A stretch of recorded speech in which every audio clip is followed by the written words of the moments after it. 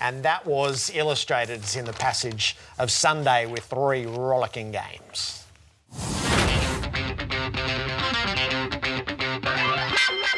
Suddenly the Lions can run and gun from halfback, sweeping forward. Even numbers into the ball, they've got to go here. McCluggage into the middle to Martin, next to Rich. Will he pump it long? He can't. He goes by hand instead. Hipwood at full stride, open square. Oscar's going to watch this sail through. The Lions within 3 points. They've come with a rush. Siren sounds, and the Brisbane bandwagon is starting to roll. McRae, little one, liver. Goodness gracious me. Can you believe what you're seeing here at the moment? What is that, 7 consecutive goals? It's been the most remarkable 16 or 17 minutes. In the end, the Dogs win, and they win well. They need a hero, the Gold Coast, from somewhere. They need a hero! They might find one! Look at the numbers on the spread here from the Suns. Out wide to Burgess. He gives it off. Yeah. Swallow. Give it to the captain. That's it. Let the captain put him in front.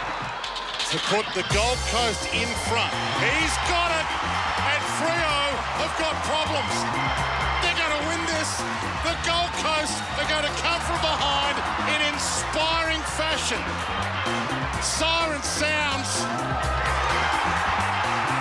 Oh. It was a robbery.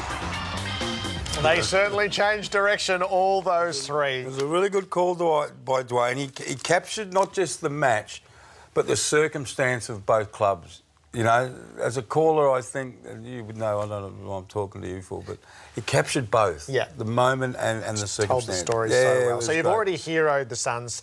So just briefly, I imagine there were many who thought they might go a big sequence at the start of the year without a win. They were a whisker away in round 1. They get their win in round 2. It gives them a foothold into the season. Fantastic for them. Yeah, no, well said. You know, I think the Suns get a lot of negative press, and I think sometimes that happens because people want to have a go at the AFL and they use the Suns as collateral damage. We'll whack the AFL and the poor old Suns have to do it. A few of us have met Stuart Dew, Sun supporters, if you met Stuart Dew, and people who don't barrack for the Suns and just listen to Stuart Dew and the club officials talk about their club. They are just true football people. They just want to improve this football club. Now, hats off to Dew and his football department and the players.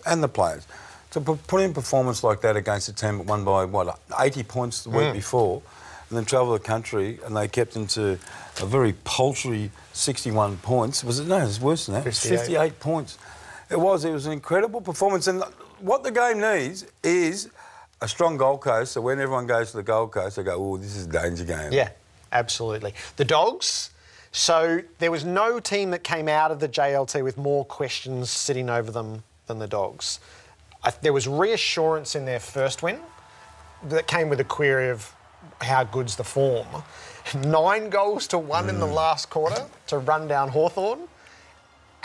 They never should have been as far behind as they were. That was true. Their second quarter was excellent. There's something about the Dogs. Something brewing at the Dogs. There's something about them. Something, yeah. They are, Jared. At 3/4 time, they kicked 7 goals 7. I'm thinking, typical. This has been going on for years with the Dogs. They control the footy, they control the major numbers, but they can't put it through the 2 big white poles. And I think the same thing's going to happen again. Shaki arrived as a player. Kicked 4, 3 in the last quarter. One was a give me from... I think the other 2 were long shots for goal. It was fantastic. And this sort of began, I reckon, 4 weeks from last year when the Dogs... We'll talk to Bob about this when he comes in on Wednesday. It started about 4 weeks. They started getting a bit of their mojo back. And I reckon pound for pound, they've got a lot of smart footballers in their team, if that makes sense. You know, so many of them use the ball that they're all smart users, except they haven't been able to get it together in the forward 50. And on the weekend, kabang. Suddenly the questions about structure aren't nearly as hovering as they were. And then there's the Lions.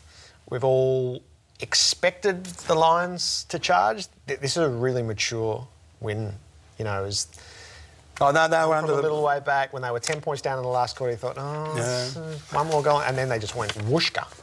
Yeah, they did. They evened up the contested ball in the second quarter, and the North looked really, really strong in that first quarter. You thought they could have been up by 6 goals. They even the contested ball, and as the game went on, their talent and running ability. I mean, North missed Ben Jacobs so much.